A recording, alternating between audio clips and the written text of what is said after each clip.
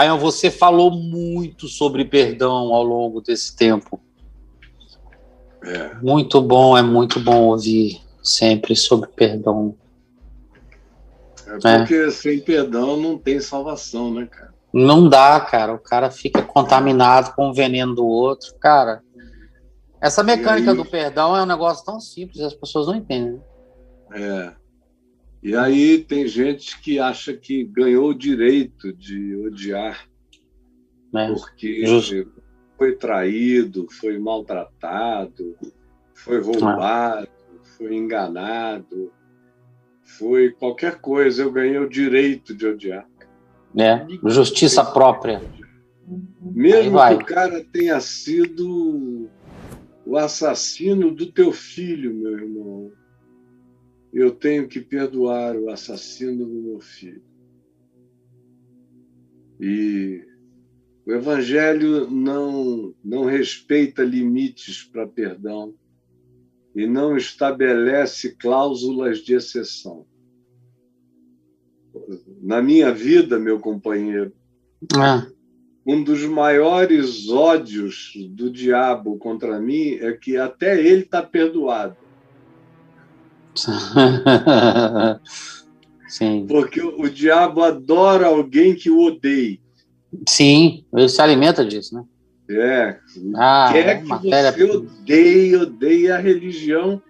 É a maior fornecedora de fast food para Satanás, ensinando que tem que odiar o diabo, como se isso protegesse a mente, a alma, como se isso evitasse a tentação, o pecado, mas ao contrário, quanto mais eu odeio o diabo, mais o diabo gosta de mim.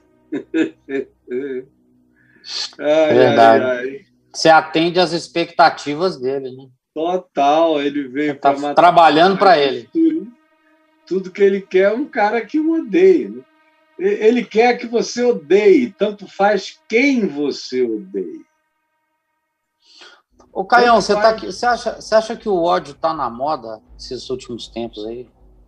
Ou ele sempre andou, ele sempre teve em alta, assim, ao longo da história? Não, Braulio, sempre tem a manifestação do ódio em todas as gerações humanas, mas existem algumas gerações que são mais perversas do que outras.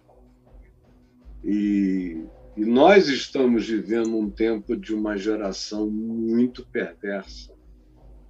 E nos anos 70, eu diria o seguinte, que nos anos 60, o mundo começou a cantar a possibilidade de se buscar uma sociedade menos comprometida com os ódios, com as beligerâncias e com as guerras.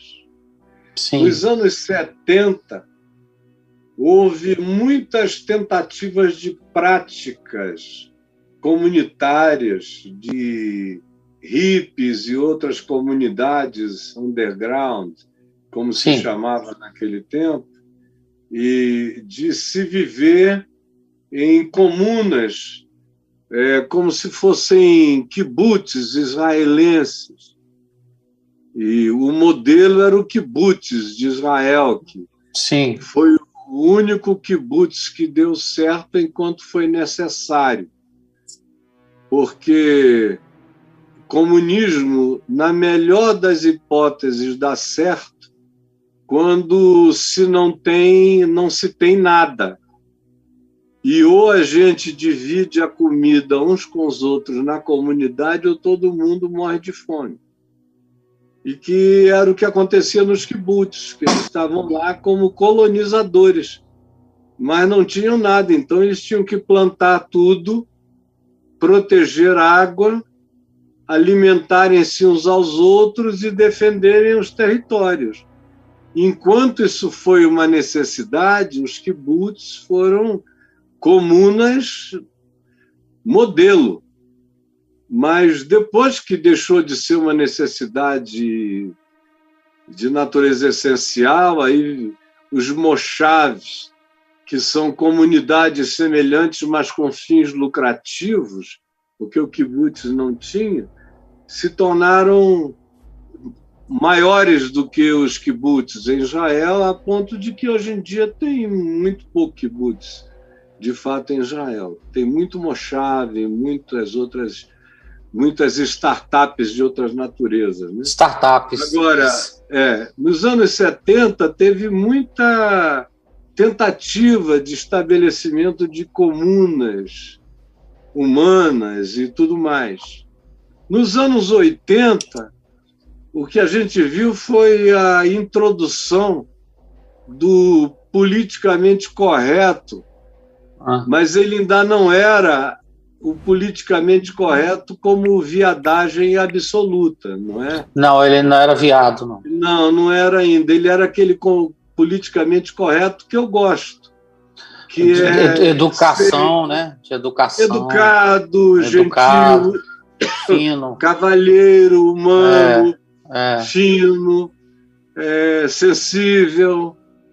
E esse eu gosto. Esse eu quero ser.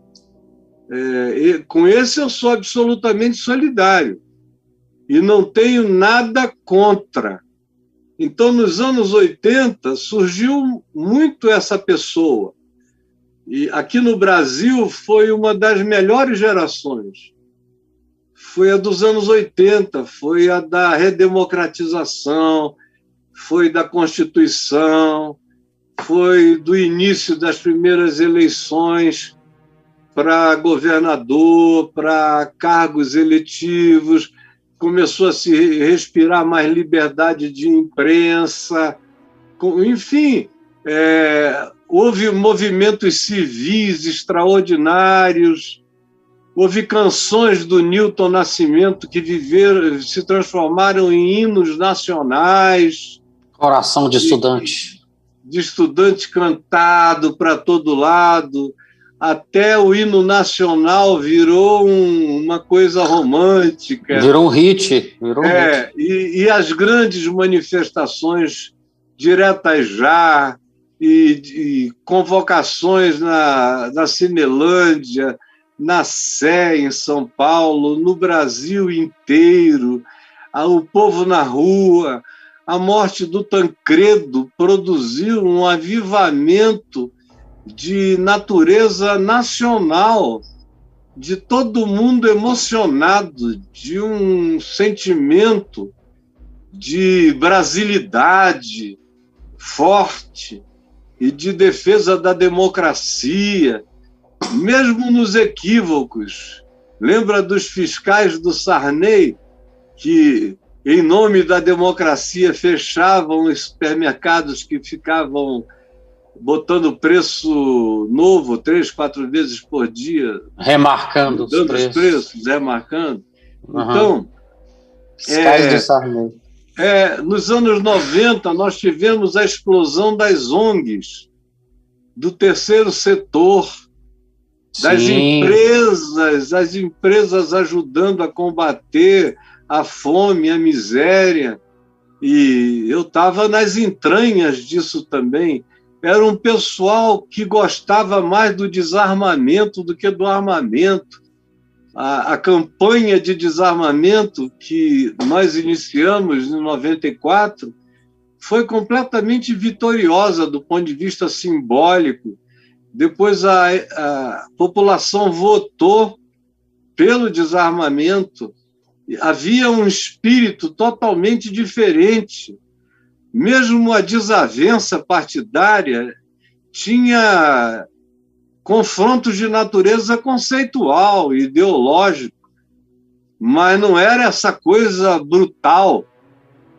O que aconteceu foi a naturalização da bestialidade, da imbecilidade, da maleducação, da cavalice, da jumentice, desse espírito de búfalos enlouquecidos. É um negócio de pitbull com cólera, que está largado aí, é um espírito maligno, é uma potestade, brother. É uma potestade, com ódio por tudo, ódio até pela natureza, ódio contra a compaixão. Se você se demonstra compassivo, na mesma hora você é apelidado de comunista. Se você é um cara que quer ajudar os pobres e necessitados, você pensa que é um supremacista ético sobre os outros. Assim, tudo que já foi bom se tornou ruim. E tudo aquilo que era ruim se tornou slogan nessa geração para uma quantidade enorme de pessoas. E o pior, até as pessoas ousadas que tinham coragem de denunciar essas práticas, mesmo na ditadura, agora andam frouxas e caladas. O que está acontecendo à nossa volta é um negócio tão glamouroso para o lado perverso e clamoroso do ponto de vista da angústia, que era para ter um clamor nacional, um levante contra a insanidade, mas não, todo mundo caladinho. E o meu coração se enche daquele temor do Senhor que me faz erguer a minha voz na esperança profética de que pelo menos uma pessoa por dia entenda o que eu estou dizendo e mude a sua compreensão. Pelo menos uma por dia. Parece que eu estou me dedicando a uma tarefa inócua, mas é assim mesmo. Quando você está vivendo no meio de uma geração como aquela de Ezequiel, que o Senhor chamou de casa rebelde, e eu sei que nós estamos vivos no meio de uma geração apropriadamente chamada de casa rebelde, de pederneira, de corações de pedra, que só Deus nos dando cara de diamante para perfurar essa loucura. E mesmo sofrendo todo tipo de injúria, não retroceder, mas continuar sabendo que a palavra de Deus não volta para ele vazia. Antes ela produz os frutos para os quais ela foi designada. Não volta vazia. Então, pode não ser agora, mas logo, logo e logo ali vão voltar a te entender e os seus ouvidos vão se abrir e os seus olhos vão ver. E eu espero que ainda não seja tarde demais para o bem que ainda poderia nos visitar, se a gente entender o mais rápido possível.